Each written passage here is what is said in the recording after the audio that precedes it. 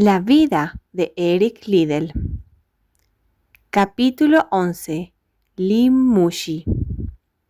Eric Liddell tomó por fin una decisión.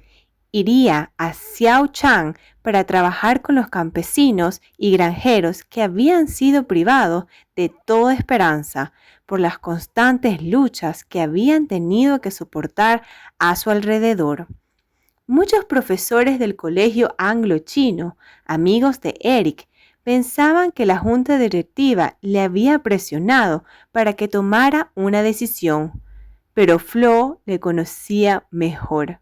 Ella recordó que Eric una vez le había contado la historia de cómo había rehusado correr en domingo durante los Juegos Olímpicos. Aun cuando toda Escocia pareció estar en contra de él y de su decisión de no correr, Eric se mantuvo firme.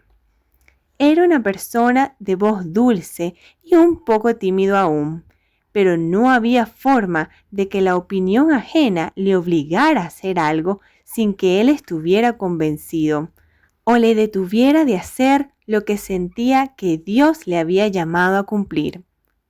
A finales de diciembre de 1937, Eric cargó su equipaje en una barcaza de río. Había llegado la hora de partir. Con pena en el corazón abrazó a Flo, a Patricia y a Heather. Se despidió y subió a bordo de la nave para remontar el río por 10 días de navegación hasta Xiaochang. Se puso en la popa de la barca hasta que las 3 personas que más amaba en el mundo no fueron más que un puntito en la ribera del río. La sede de la Sociedad Misionera de Londres, en Xiaochang, seguía siendo casi igual que cuando vivió allí de niño con sus padres. Eric tenía 5 años cuando se marchó y sorprendentemente se acordaba mucho del lugar y de cuando vivió allí.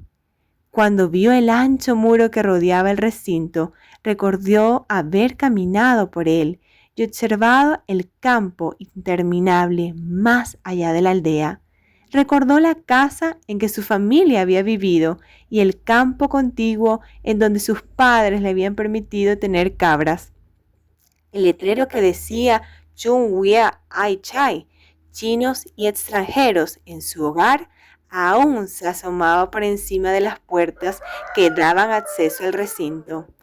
Estaba deteriorado, había estado colgado allí por 35 años desde la llegada de sus padres. Se había colgado durante la revuelta de los boxeadores, cuando muchos chinos echaban la culpa de todos sus problemas a los diablos extranjeros. Los aldeanos lo colgaron en aquel tiempo para dar a entender que James y Mary Liddell que eran bienvenidos a la aldea. Pero ahora, un peligro mucho mayor que el de los boxeadores amenazaba la paz y la estabilidad de Xiaochang. Eric se acostumbró a los rincones del complejo que no recordaba o que habían construido después de su partida. Visitaba a su hermano Robert en el hospital de 100 camas donde trabajaba. También conoció al doctor Kenneth McCall, quien trabajaba con Robert, y le presentaron a Annie Buchan, matrona del hospital y paisana escocesa. Mucha gente en Xiaochang aún se acordaba de cuando Eric era niño y vivía allí. Le contaron historias de su padre, a quien llamaban Lee Mushi. Lee era una abreviatura de Liddell y Mushi significaba pastor en chino. Empezaron a llamar a Eric con el mismo nombre. El director de la Sociedad Misionera de Londres para la región realizó una reunión con Eric para explicarle sus nuevas obligaciones. Era realmente sencillo, pero peligroso. Había unas 10.000 aldeas en la Gran Llanura y Xiaochang era el centro de la actividad misionera para todas ellas. Muchas de esas aldeas se hallaban en una situación lamentable. Los últimos 6 años habían sido muy difíciles para sus habitantes. A las prolongadas sequías siguieron lluvias torrenciales y vastas inundaciones. En 1937, como consecuencia del ciclo continuado de sequías e inundaciones, las cosechas quedaron reducidas a menos de la mitad de lo normal. Aún sin tener en cuenta los problemas políticos y militares de la región, la gente tuvo que vencer muchas dificultades para sobrevivir en los últimos años. La guerra solo hizo que aquella situación resultara insoportable. Como había tantas aldeas, ni los comunistas, ni los nacionalistas, ni los japoneses disponían de suficientes soldados para ocuparlas todas al mismo tiempo. En consecuencia, un ejército, por ejemplo, el comunista, ocupaba una aldea. Los soldados consumían toda la comida que encontraban, arrastraban a muchos hombres consigo para luchar, mataban a los que se resistían, violaban a las mujeres y quemaban las casas de todo aquel que fuera sospechoso de ser simpatizante nacionalista o japonés. Después de varias semanas se aburrían y decidían conquistar otra aldea. Entonces los comunistas se marchaban y llegaban los nacionalistas para hacer las mismas cosas que los aldeanos habían padecido. Finalmente los nacionalistas se marchaban y llegaban los japoneses. Fue un ciclo terrible para los habitantes de las aldeas porque tenían escaso poder para detener lo que les estaba sucediendo. El trabajo de Eric consistía en visitar a las aldeas de la llanura, animar a los aldeanos cristianos y celebrar reuniones de evangelización para aquellos que todavía no habían escuchado el mensaje del Evangelio. Parecía una tarea sencilla, pero no lo era. Los comunistas, en particular, odiaban el cristianismo y existía la posibilidad de que el misionero fuera fusilado de inmediato. Para proporcionarle un poco más de seguridad, la Cruz Roja le puso una banda en el brazo y un título de miembro del hospital, en vez de misionero. El nuevo trabajo de Eric no solo era peligroso, era también deprimente. Nadie podía cruzar aquella llanura sin presenciar las terribles tragedias. A veces él podía hacer algo para ayudar a los que se encontraba, pero tristemente en muchas ocasiones ya era demasiado tarde. Eric decidió no esperar. Como se hablaba tantos dialectos en la gran llanura, contrató al intérprete Wang Feng Chou para que le acompañara. Lo primero que hizo Eric antes de salir fue enseñar a Wang Feng a montar en bicicleta para desplazarse con más rapidez. Pero allí no había carreteras lisas para aprender a montar, sino sendas con baches que habían sido repetidamente bombardeadas. Debido al estado de las carreteras, perdían el equilibrio de la bicicleta y se caían en algún hoyo. Al final del viaje, Eric estaba muchas veces cubierto de moretones a causa de las caídas. A veces Eric y Wang Feng llegaban a una aldea cercana, predicaban, visitaban a los cristianos y regresaban a Xiaochang en el mismo día. Otras se alejaban y pasaban la noche en cualquier lugar donde les invitaran a quedarse. En esas ocasiones dormían en el suelo de barro de una casucha y se acostaban con hambre, como todos los que habitaban bajo el mismo techo. Normalmente no había suficiente comida para alimentar a la familia, y menos aún para alimentar visitantes.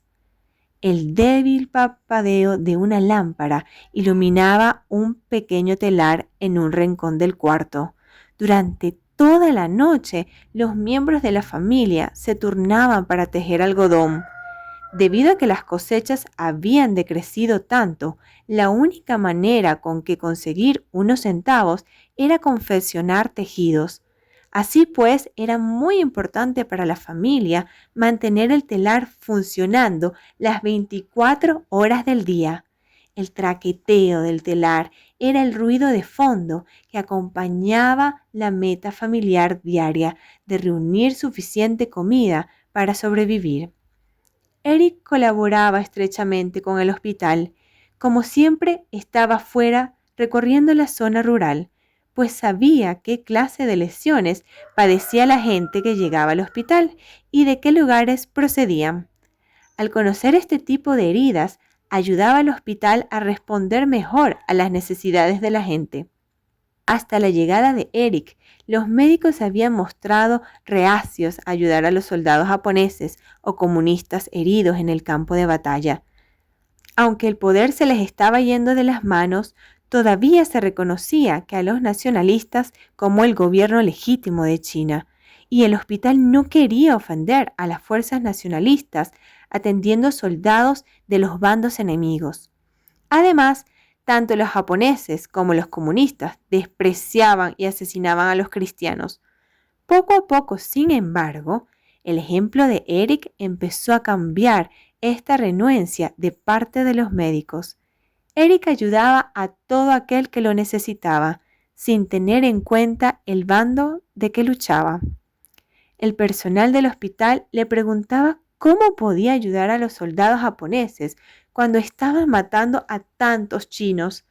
Eric simplemente señalaba que veía a cada ser humano como un individuo amado por Dios. Su actitud comenzó a extenderse por el hospital, de manera que de pronto los chinos, los japoneses, los comunistas y los nacionalistas hallaron afecto y ayuda en el hospital de la Sociedad Misionera de Londres. A veces le pedían que fueran a recoger a una persona herida para traerla al hospital. A menudo los nativos sentían miedo de transportar a un herido porque temían ser sorprendidos y asesinados por la facción contraria. El 19 de febrero de 1938 informaron al hospital que había un soldado comunista tendido en el templo de una aldea situada a 20 kilómetros de distancia. A Eric se le pidió que encontrara el herido y lo trajera al hospital. Un chico se ofreció para ir con él, porque creía que nada malo le podía pasar si viajaba con Eric. El chino salió delante con su carro para transportar al soldado herido. Más tarde, Eric le dio alcance con su bicicleta. Cuando llegaron a la aldea de Pei Lin Tiu, Eric se dirigió a uno de los ancianos de la aldea diciendo: «Me he enterado de que tiene a un soldado herido aquí».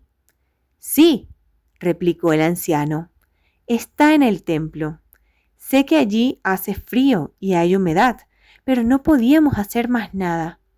Si alguno le hubiera llevado a su casa y los japoneses le hubieran descubierto, habrían matado a toda su familia». El anciano se encogió de hombros en señal de frustración por los acontecimientos que invadieron su aldea. Eric asintió. «Estos son tiempos difíciles. Por favor, lléveme donde está el herido». El anciano guió a Eric hasta un pequeño templo y se detuvo delante de la escalinata. «Está ahí», dijo, señalando hacia arriba. «Le han dado de comer todos los días y alguien le ha proporcionado un colchón de paja para dormir.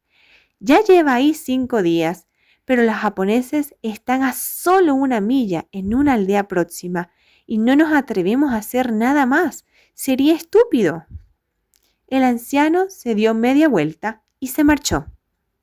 Eric subió la escalinata y entró solo en el templo. En la penumbra interior distinguió una figura tumbada en un montón de paja. El hombre estaba arropado con una manta desgarrada, insuficiente para resguardarle de temperaturas bajo cero. Eric avanzó y se arrodilló a su lado. El hombre se despertó. El pánico se reflejaba en su rostro. El hombre se ocultó los ojos con las manos. «No, no me mate», suplicó. Eric lo tranquilizó y le explicó por qué estaba allí. Dado que estaba a punto de atardecer, era demasiado tarde para emprender el viaje de regreso, pero prometió al soldado que volvería a primera hora de la mañana y le llevaría al hospital. Aquella noche, tendido en el frío suelo de un hogar cristiano, Eric se preguntaba ¿Qué respuesta daría si se encontraba con un soldado japonés al día siguiente? ¿Cómo explicaría que estaba transportando a un soldado chino? Al no poder pegar el ojo, buscó el Nuevo Testamento en chino que siempre llevaba consigo. Lo abrió a la luz de la luna que se filtraba por la ventanita de la habitación y leyó Lucas 16:10. El que es fiel en lo muy poco, también en lo más es fiel. Eric se sintió mejor. Sabía que estaba siendo fiel a Dios al llevar al herido al hospital y confiaba en que Él le protegería. A la mañana siguiente, el compañero de Eric llevó el carro hasta la entrada del templo. ¡Cuán distinto era el silencioso lugar de la noche anterior! Ahora desbordaba de actividad. Era el Año Nuevo chino. Los aldeanos vestían sus mejores ropas, cantaban y quemaban incienso en el interior del templo. Eric se apresuró a subir la escalinata, dudando dónde habrían puesto al soldado herido mientras procedían en su celebración. Estaría tendido afuera, con aquel viento helado. Eric no tuvo que buscar muy lejos la respuesta. Los aldeanos no habían movido al hombre. Continuaba tendido en el montón de paja de donde Eric le dejó. Los congregados en el templo le habían ignorado. Lo esquivaron como si no hubiera estado allí. El aire estaba tan cargado con el humo del incienso que hacía toser a Eric.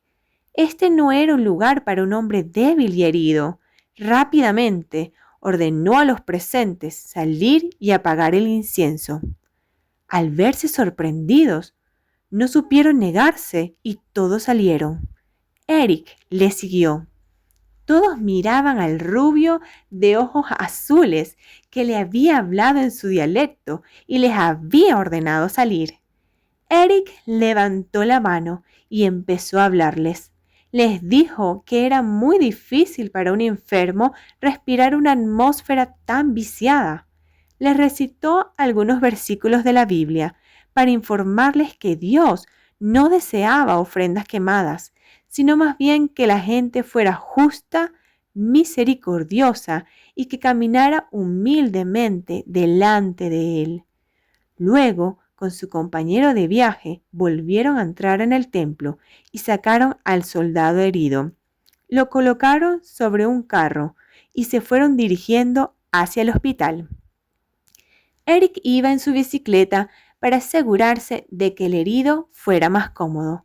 Cuando llegaron a la siguiente aldea, Huaochu, dos individuos salieron corriendo a su encuentro. ¡Deténganse! ¿Llevan ustedes al herido?, les preguntaron. Eric aprobó con una reverencia. Hay otro hombre en nuestra aldea que está casi muerto. ¿Pueden llevarlo también al hospital?, les rogaron. Eric se bajó de la bicicleta. ¿Qué le pasa?, preguntó.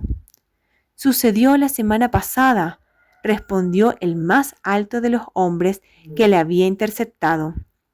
Los japoneses llegaron a la aldea, rodearon a 6 hombres y les acusaron de espías. Les dijeron que se arrodillaran uno por uno y después les cortaron la cabeza con una espada. Los 5 primeros obedecieron, pero este no quiso arrodillarse.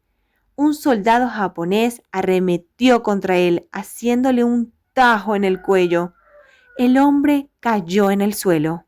Los japoneses creyeron que estaba muerto. Cuando se marcharon, descubrimos que todavía estaba vivo, pero con una herida muy grave. Le ocultamos en una casa, pero ya no podemos hacer nada por él. ¿Pueden ayudarnos? Eric miró hacia el carro. Solo había espacio para un hombre acostado, pero parecía improbable que este otro hombre pudiera esperar hasta cuando Eric volviera del hospital al día siguiente, después de dejar al soldado herido. Sí, haremos lo que podamos, dijo finalmente. Por segunda vez en 2 días, Eric se hallaba en una lúgubre habitación mirando al hombre gravemente herido. Este parecía tener unos 40 años y bastante corpulento. Tenía una venda sucia empapada de sangre seca alrededor del cuello y la parte inferior del rostro. Eric le cambió amablemente la venda. Era obvio que el hombre necesitaba quedarse en el hospital, pero no iba a resultar un viaje fácil para él. Eric le habló en voz baja. Te podemos llevar al hospital. Desgraciadamente, solo llevamos un carro pequeño, por lo que tendrás que viajar en la vara. ¿Te sientes lo bastante fuerte como para intentarlo? El hombre movió la mano en señal afirmativa e intentó levantarse de la cama. Eric le agarró como pudo y le condujo despacio hacia afuera. Sería un trayecto muy accidentado por carreteras destrozadas por las bombas, pero él sabía que llegar al hospital era la única esperanza de recuperación para los dos heridos. La normal era que el viaje de regreso a Xiaochang durara solo 2 horas, pero pareció ser eterno. Eric y el compañero que arrastraba el carro tenían que detenerse a cada momento para acomodar a los pacientes. Los bombarderos japoneses trazaban círculos como a 1 milla de distancia, probablemente para escoltar sus tropas hasta la próxima aldea. Eric sabía que los pilotos le podían localizar en cualquier momento. Sin embargo, su misión pasó inadvertida y llegaron al hospital a las 4 de la tarde, cuando el sol invernal comenzaba a ponerse. El personal del hospital estaba listo para operar. 2 días después, a pesar de sus esfuerzos, murió el soldado comunista recogido en el templo, pero el hombre con el corte en el cuello comenzó a recuperarse. Eric le visitó varias veces en el hospital y averiguó que era un artista.